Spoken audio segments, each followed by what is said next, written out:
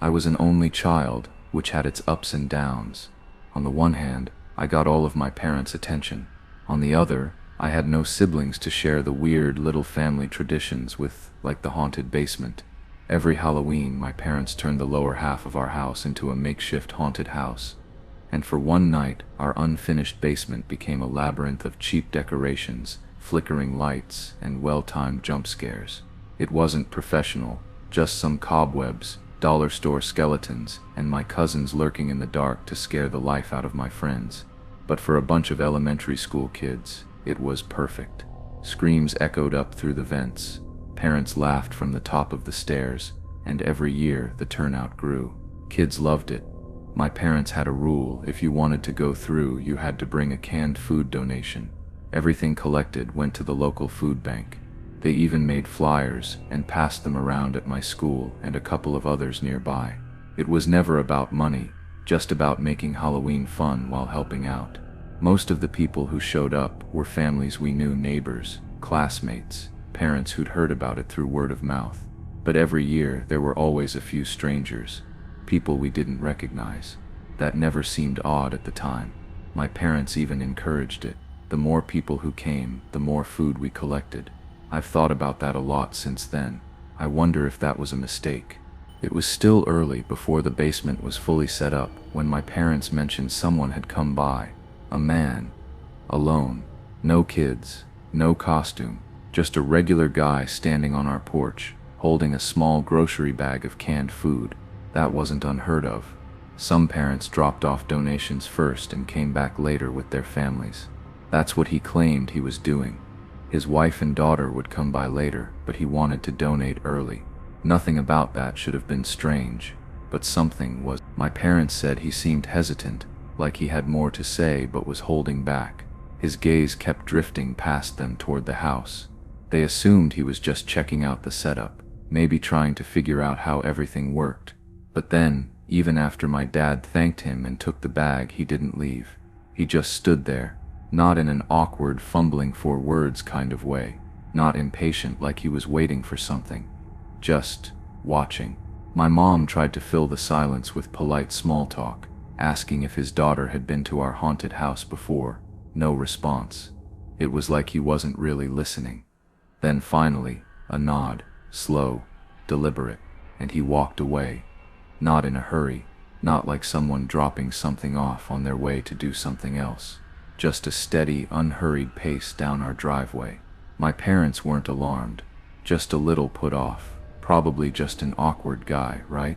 They were too busy with the haunted house to dwell on it, so they didn't think about him again. Not until much later. The basement always got chaotic fast. That was part of the fun.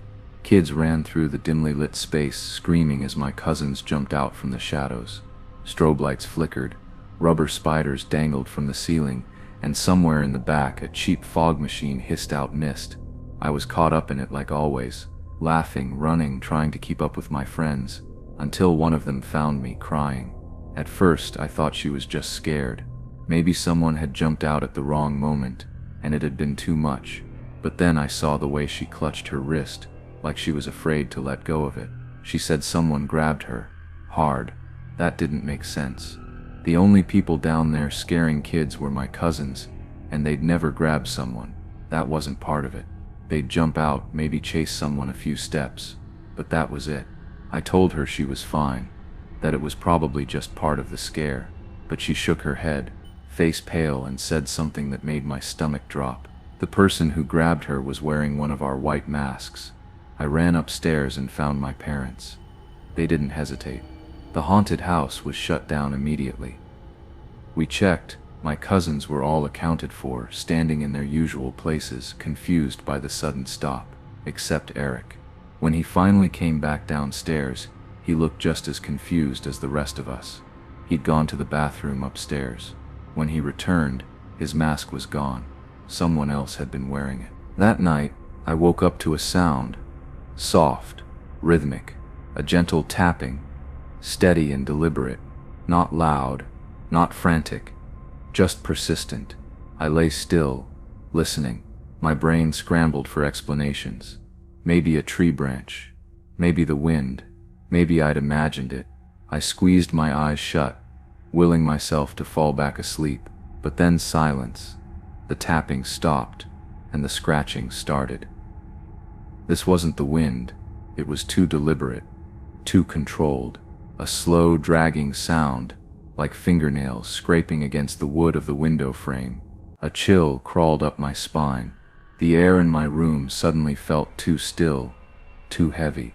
I gripped my blanket, pulling it up to my chin, heart pounding so hard I could feel it in my throat.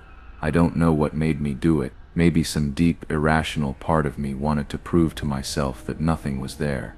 Maybe it was panic, the need to face whatever was lurking just beyond the thin curtain. I threw the covers off. I yanked the curtain open, and I wasn't alone.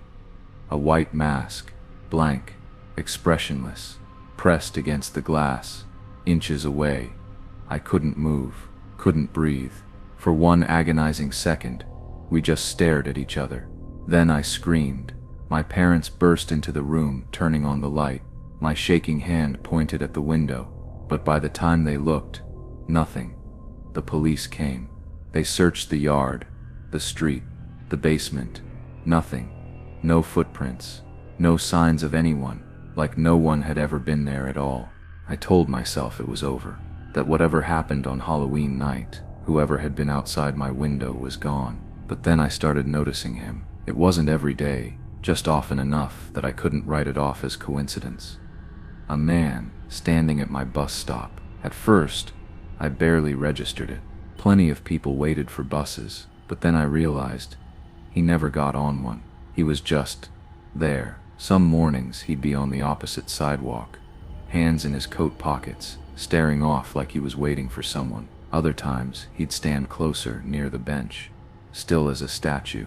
I told myself he was just another commuter waiting for a ride, but as the weeks passed, the unease settled deep in my gut, because he never rode the bus, never talked to anyone, never moved unless I did. And sometimes he watched. Not obviously, he wasn't staring me down like some horror movie stalker, but I'd catch it in the briefest moments, a glance, a shift of his head as I stepped onto the bus. One morning, it escalated. I stood there, pretending not to see him, counting down the seconds until the bus pulled up. But as the brakes hissed and the door swung open, he took a step toward me. My breath caught, my feet locked in place. Then at the last second, he turned and walked away, like nothing had happened at all.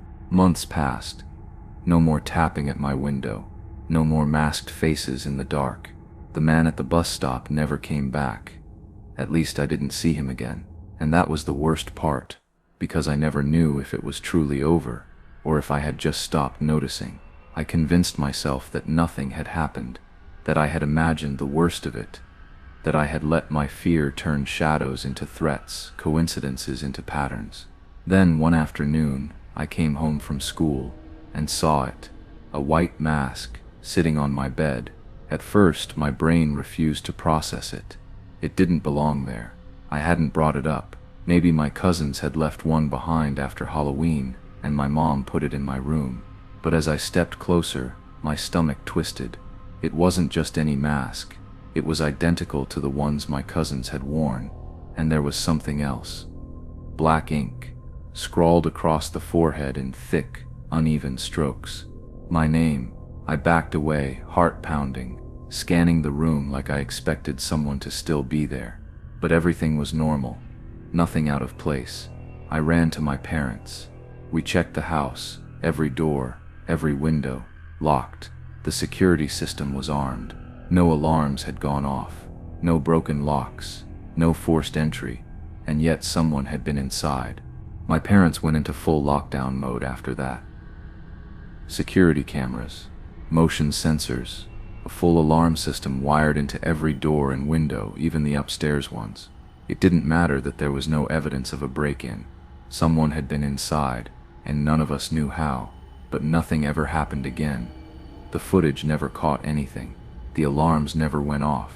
The police had nothing to go on, just another strange, unsolvable incident. For a while I almost believed it was over. Almost, because I never stopped hearing it. Soft, faint, but just enough to make my breath catch in the middle of the night. A light knock. a whisper of a scratch. Sometimes so subtle I'd convince myself I had imagined it, but other times it was enough to jolt me awake, heart pounding, eyes locked on the window waiting. I never saw anything, never found any proof, but the feeling never left.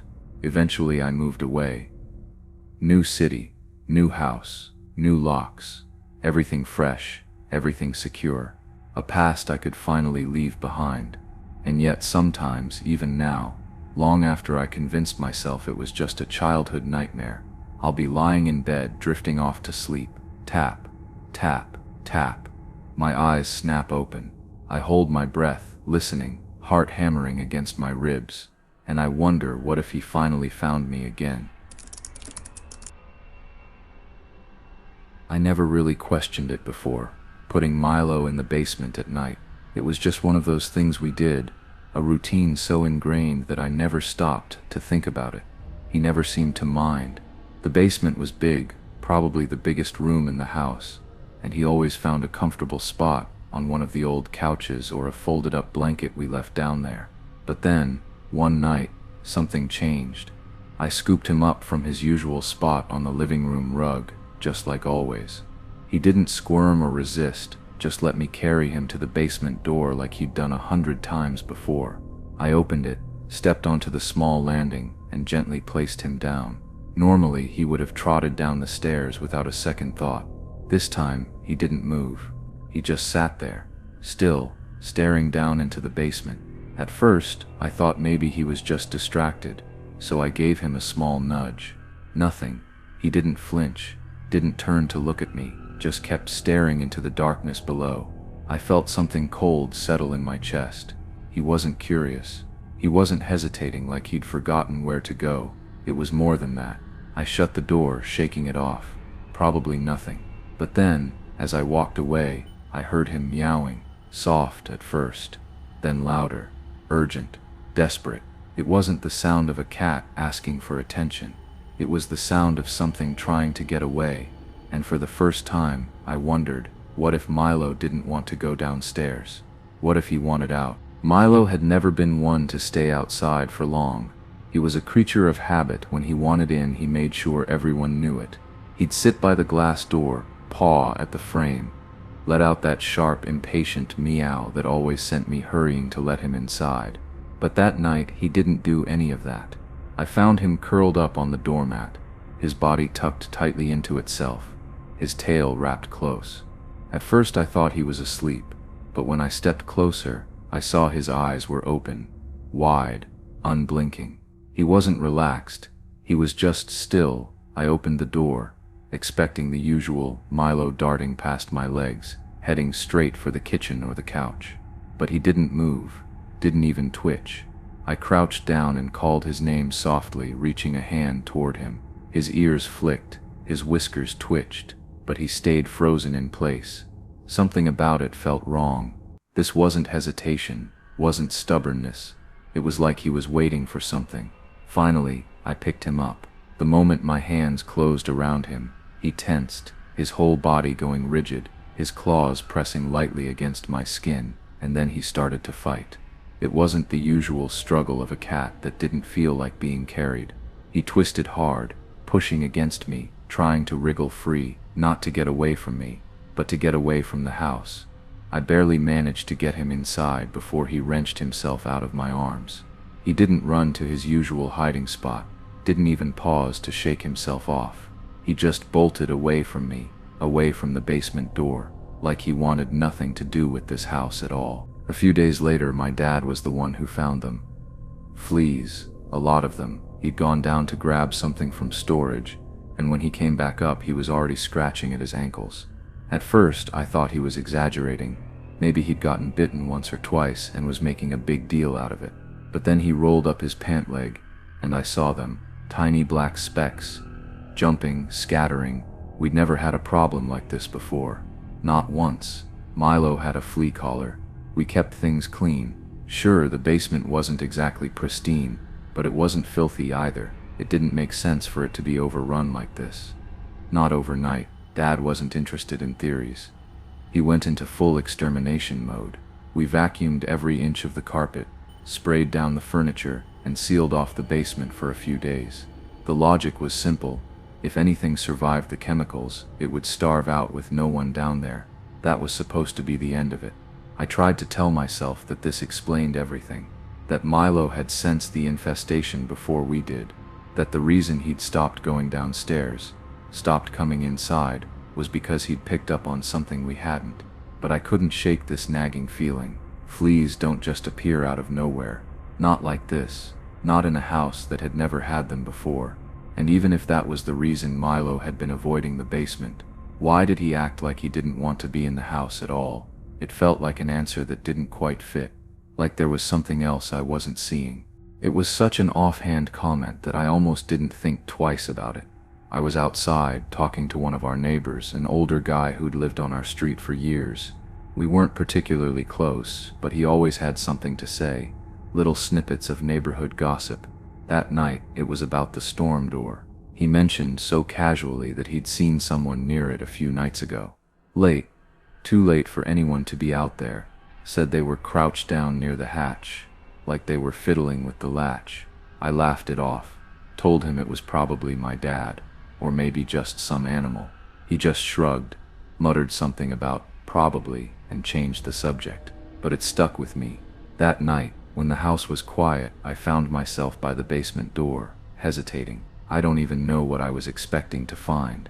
The logical part of me was already dismissing it, just a nosy neighbor seeing something in the dark, nothing to worry about. But I went outside anyway. The storm door was closed, just like it always was. But when I stepped closer, something felt off. The dirt around it wasn't smooth like it should have been. It was disturbed. Little things. Scattered pebbles where the ground should have been even. The faintest impression in the dust, like something had been shifted, moved, dragged. I stood there longer than I should have, staring. The air felt heavier than it should have, like I'd just walked in on something I wasn't supposed to see. I told myself it was nothing, but I couldn't ignore the feeling that someone, whoever they were, had been there. And that maybe they still were. It started gradually. Subtle things. I'd wake up at odd hours, feeling like I'd been pulled from sleep for no reason. At first, I blamed it on stress. Or maybe the heat. Our AC wasn't the best. And the nights had been humid. Sometimes I figured it was Milo shifting around the room, adjusting himself in the dark. But then came the night when I woke up and realized I wasn't alone. I don't even remember why I opened my eyes. Just that feeling. Like something was off. Like I was supposed to wake up. My room was quiet, dimly lit by the glow of the hallway lamp we always left on. And then I saw it. A shape, right in the doorway. At first, I thought it was my mind playing tricks on me. Just a shadow. A blur in my groggy vision. But then it moved. Slowly, not stepping forward, not retreating. Just shifting, like it was adjusting. I blinked hard, my heart thudding against my ribs. My mind raced for explanations. My dad checking on something. My sister? A trick of the light? But before I could do anything, it was gone. I tried to tell myself I had imagined it, that I'd been half asleep, dreaming with my eyes open.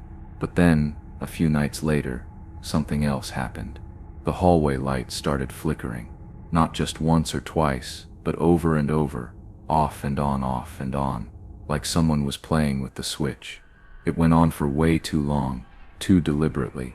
I wanted to believe it was just bad wiring, that it was nothing, but I couldn't shake the feeling that whatever had been standing in my doorway that night hadn't really left. My dad swore the basement was fine, said the flea treatments had done their job, that everything had aired out, that I could go back to using it like normal.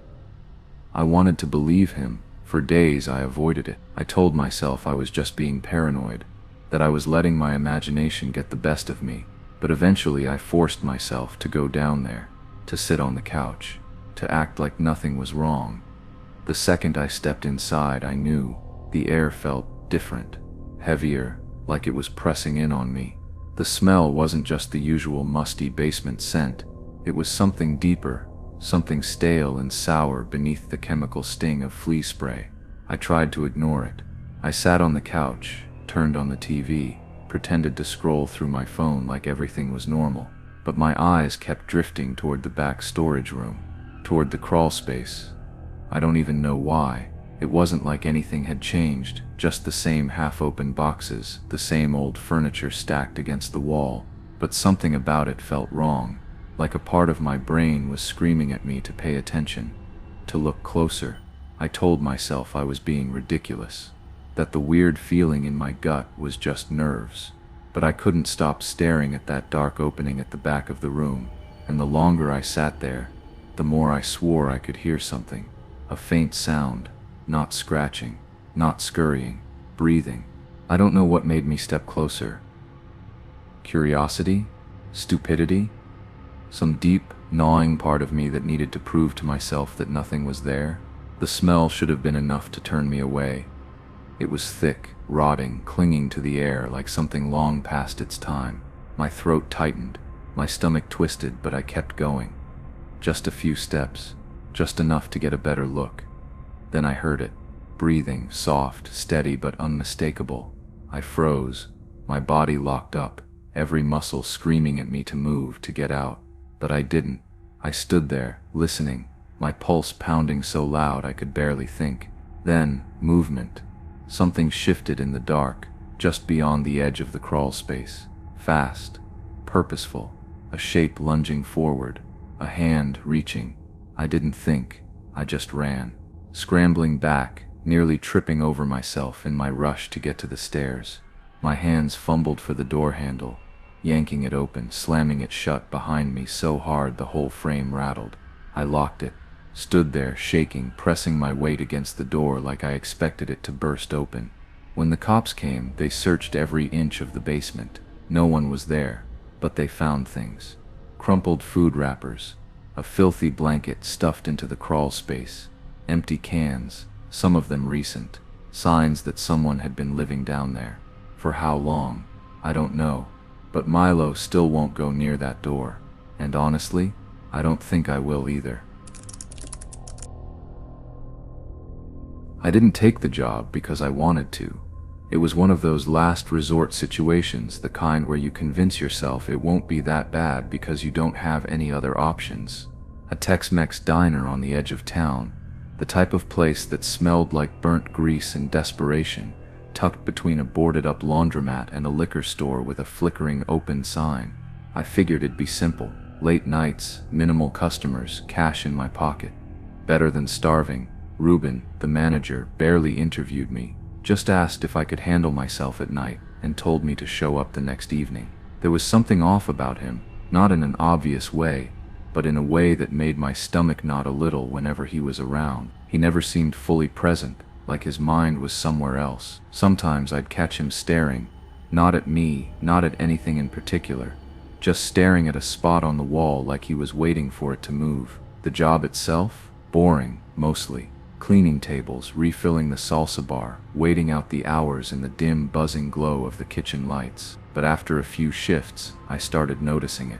The sounds. At first, I brushed it off. Buildings settle, pipes creak, rats exist. But these weren't normal sounds. Soft thuds, slow, deliberate scraping, and always from below. I told myself it was nothing, had to be nothing. But the longer I worked there, the more I started realizing this place wasn't normal. And neither was Ruben, and whatever was making those noises wasn't going away. I wasn't planning to bring it up. Not really. I kept telling myself it wasn't a big deal, that it didn't matter, that I was imagining things. But once you notice something, you can't unnotice it. It gets in your head, digs in, lingers. So one night, when things were slow, I asked, casually, like I didn't really care, "You ever hear weird noises at night?" Ruben barely looked up. Didn't even hesitate. Just said, "There's no basement." That was it. No confusion, no curiosity. Just a fact, like he was telling me the sky was blue. And maybe if he'd sounded even a little uncertain, I would have believed him. But it was the certainty that got me, because I knew he was lying. I had seen them. The window wells out back, dug into the ground, glass smeared with grime. Basements don't just disappear. You can close them off, seal doors, board things up. But if there's a basement, there's a way in. I wanted to ask, wanted to push, but something about his tone, the way he shut it down so fast, so firmly, made me stop. like I'd stepped on something fragile and didn't realize it until it was too late. I let it go, out loud at least. But in my head, it only got worse. The noises weren't random anymore. They had a pattern. The scraping, the slow dragging sound, always just as the restaurant went quiet. And every night, I stood there a little longer, mop in hand, holding my breath, listening, trying to convince myself I wasn't hearing what I was hearing. But I was. And no matter how much Reuben denied it, there was something beneath us. Something he didn't want me to know about. I should have let it go. Should have ignored it, pushed it out of my mind, and gone home like any sane person would. But the thing about curiosity is that once it hooks into you, it doesn't let go. And by then, it had me completely. It was late, just past closing. The parking lot was empty, the neon sign buzzing, the streetlights humming with that dull flicker they get this time of night. The perfect moment to walk away. Instead, I found myself heading toward the back of the building. The window wells were deeper than I expected, lined with damp leaves and debris that looked like it had been sitting there for years. The glass was filthy, streaked with grime and dust. I crouched, phone flashlight in hand, angling it against the window. Nothing, just pitch black, stale air pressing against the other side of the glass. I leaned in, trying to see past the dust, half expecting some kind of movement, a shadow, the glint of something shifting. But there was nothing, just stillness. And then, a flicker. For less than a second, a light snapped on inside, weak, yellow, buzzing like an old fluorescent bulb struggling to stay alive. I didn't move, didn't breathe. Before my brain could even process what I was looking at, it was gone, just darkness again. No sound, no explanation. My stomach dropped. Every nerve in my body screamed at me to leave. Now, I don't remember getting up. I don't remember the walk back to my car. All I know is that my hands were shaking by the time I turned the key, and I didn't stop looking in my rearview mirror the entire drive home, like I expected to see someone standing there, watching me. I should have quit. Should have walked away, deleted the whole thing from my mind, let it rot in the past where it belonged. But some things don't let you forget them. Some things change just enough to make sure you can't. It wasn't just the usual sounds anymore. No more faint thuds, no more soft scraping. That night, it was pounding, hard, frantic, desperate, a rhythm that made my skin crawl. I stood there in the empty restaurant, heart hammering, gripping the mop like it could do something. It wasn't just noise now, it was a demand. Someone or something wanted out. I told myself it was in my head. That old building's groan, pipes knock. But the moment I stepped outside to breathe, to shake it off, I saw it. One of the basement windows was cracked. Not shattered, just a jagged break at the corner, like someone had thrown their weight against it over and over until the glass finally gave in, and smeared across the surface was something dark. I don't know how long I stood there, staring. Maybe a second, maybe an hour, but then I felt it. That creeping, crawling sensation at the back of my neck, like being watched. I turned, and there he was, Reuben, standing by the back door, not moving, not saying anything, just watching me, expression unreadable, like he was waiting to see what I'd do next. I didn't do anything, I just left. The next night, the window was fixed, like nothing had ever happened. And Reuben, he never mentioned it. Not once. I should have left it alone. Should have wiped my hands of it, let the whole thing dissolve into a half-remembered nightmare. But I didn't. I couldn't. A few nights later, when the restaurant was quiet and the parking lot was empty, I found myself walking to the back of the building again, like something was pulling me there. The basement window looked the same as before, repaired, clean, untouched. But I knew what I had seen. The crack, the dark stain.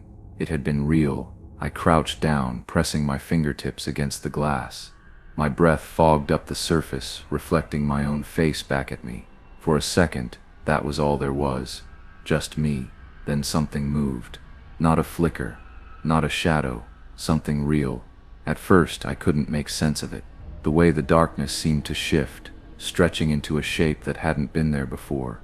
And then, Eyes, wide, yellowed, staring straight into mine. Filthy skin, wild hair, lips pulling into a grin too wide, too unnatural. Before I could react, bang, his forehead slammed against the glass. I jumped back, heart slamming against my ribs, but he didn't stop. Bang! Each impact rattled the window, his grin never fading. A smear of sweat, dirt, maybe blood spreading across the glass with each hit. I didn't wait to see if the window would hold. I ran, didn't look back, didn't stop until I was inside my car, locking the doors with shaking hands. My pulse hammering so loud I could barely hear myself think. I should have quit that night. I should have left and never come back. But I didn't, and I'd regret that more than anything. I didn't say anything the next night. Didn't ask, didn't hint. Just walked in, put on my apron, and pretended everything was normal. But Reuben must have known. He barely looked at me at first, just wiped down the counter, slow and deliberate, like he was working through something in his head. Then, without warning, he spoke. Not like a confession, more like a statement, like he was telling me something I should have already known. It was his brother, locked down there, hidden for years, dangerous, unstable, the kind of problem people don't want to deal with, so they don't.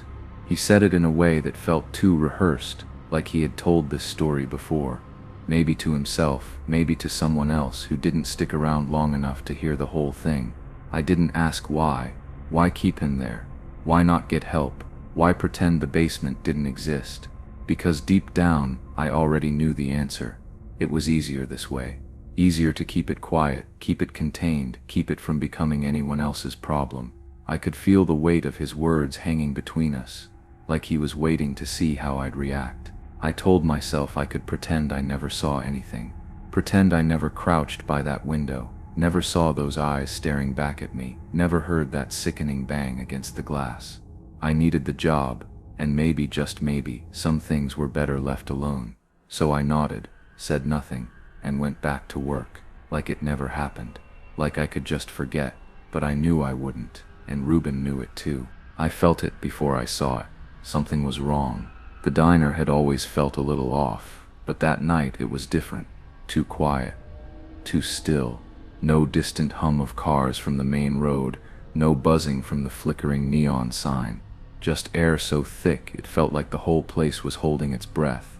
I should have turned back, should have walked right back inside and told Reuben I forgot something, but I didn't. I wanted to be done with that place.